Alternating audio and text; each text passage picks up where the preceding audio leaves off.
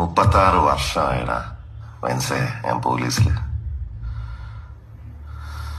ഇതിനിടയിൽ പുറത്ത് അറിയുന്നതും അറിയാത്തതുമായ പല ചെറ്റത്തരങ്ങളും ഞാൻ ചെയ്തിട്ടുണ്ട്.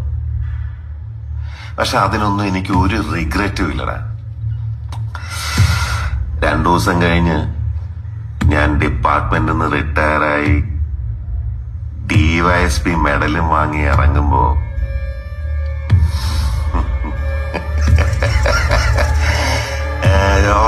പഴയ ജോർജ് സാറ് തന്നെയാണ്. നീ ആരെയാണ് ഈ പേടിപ്പിക്കുന്നേ എന്നെ?